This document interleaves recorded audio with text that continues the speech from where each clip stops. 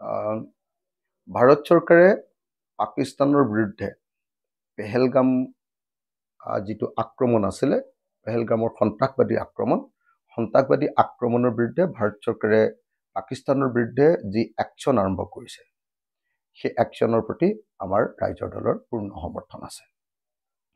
আমি স্পষ্টকৈ কৈ দিব খুজিছোঁ যে ৰাইজৰ দলে ভাৰতৰ আভ্যন্তৰীণ বিষয়ত ভাৰত চৰকাৰে লোৱা নিৰাপত্তাৰ প্ৰশ্নত, আভ্যন্তৰীণ নিৰাপত্তাৰ প্ৰশ্নত ভাৰত চৰকাৰে লোৱা সকলো বিষয়তে আমি সহমত পোষণ কৰোঁ।